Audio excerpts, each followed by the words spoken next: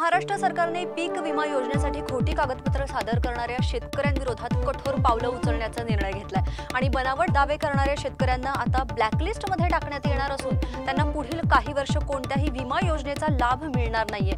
राज्यात 2024 मध्ये 4000हून अधिक बनावट पीक विमा दावे असल्याचे देखील समोर आलंय आणि यानंतर सरकारने ही धोरणात्मक कारवाई करण्याचा निर्णय घेतलाय।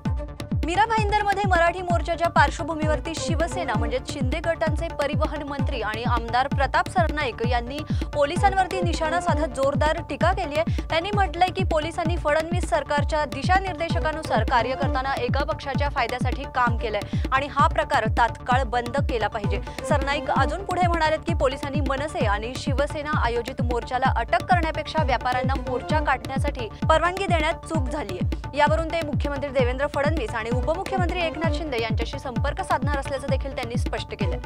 तामिळनाडूतील कडलूर जिल्ह्यात आज सकाळी 7:45 वाजण्याच्या सुमारास सेम्मनकुप्पम येथील रेल्वे क्रॉसिंगवरती शाळेची व्हॅन पार होत असतानाच ती एकदम वेगाच्या रेल्वेला धडकली आहे आणि परिणामी 2 विद्यार्थी जागीच ठार झालेत तर 2 विद्यार्थी आणि व्हॅन चालक गंभीर जखमी झालेत। प्रारंभिक तपासात समोर आलंय की गेट कीपर झोपलेला असल्यामुळे गेट बंद न झाल्यामुळे व्हॅन चालकाने क्रॉसिंगवरून पार होण्याचा प्रयत्न केला आणि त्याच वेळी ट्रेनने व्हॅनला इनपुट दिलं। मीरा भाईंदरमध्ये मराठी भाषा वादाच्या पार्श्वभूमीवरती निर्माण झालेल्या तणावपूर्ण वातावरणात आणखी एक महत्त्वाची घडामोडी घडली। सुशील केडिया यांच्या कार्यालयावरती हल्ला करणारे मनसेचे पदाधिकारी आणि कार्यकर्ते आज अचानक शिवतीर्थवर पोहोचलेत आणि पक्षप्रमुख राज ठाकरे यांची भेट घेतली आहे। ही भेट अतिशय अनपेक्षित होती आणि त्यामुळे राजकीय वर्तुळात चर्चांना उधाण आलंय आणि या भेटीचा तपशील जाहीर करण्यात आलेला नसला तरी मनसेच्या भविष्यातील भूमिकेचा संकेत मानली जाते। पुण्याच्या हिंजवडी आयटी पार्कमध्ये रविवारी 220 केव्ही भूमिगत केबल फेल झाल्यामुळे मोठ्या प्रमाणावरती वीज पुरवठा खंडित झालाय आणि या अपघातामुळे सुमारे 52,000 ग्राहक प्रभावित झाले असून 100हून अधिक आयटी कंपन्या अंधारात गेल्यात। एमएससीटीसीएल आणि एमएससीडीसीएलने तातडीने काम सुरू केलं असून वीज पुरवठा पूर्णपणे पूर्ववत होण्यासाठी 3 ते 4 दिवस लागू शकतात असं सांगण्यात आलंय। त्यामुळे अनेक कंपन्यांनी वर्क फ्रॉम होमचा पर्याय निवडलाय।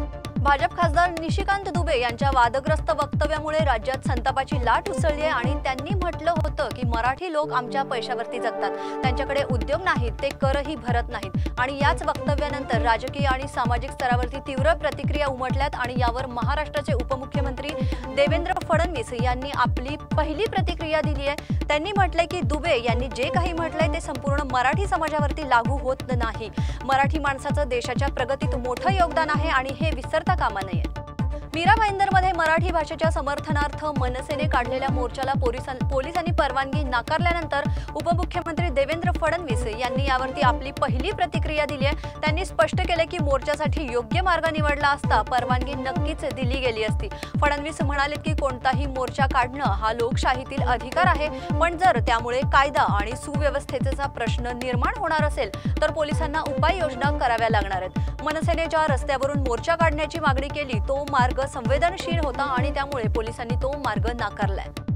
मुंबईच्या सांताक्रूज परिसरात राहणाऱ्या राज मोरे वयवर्ष 32 या चार्टर्ड अकाउंटंटने खासगी व्हिडिओवरून ब्लॅकमेल केल्याच्या त्रासातून विष घेऊन आत्महत्या केल्याची धक्कादायक घटना समोर आली आहे। या प्रकरणात वाकोळा पोलिसांनी राहुल परवानी आणि साबा कुरेशी या दोघांविरोधात गुन्हा दाखल केलाय। राज मोरे यांची इंस्टाग्रामवरून राहुल परवानी आणि साबा कुरेशी यांच्याशी ओळख झाली होती आणि त्यानंतर दोघांनीही राजचे खासगी व्हिडिओ आणि माहितीचा वापर करून ब्लॅकमेल करत त्याच्याकडून तब्बल 2.5 कोटींपर्यंतची खंडणी मागितली आहे।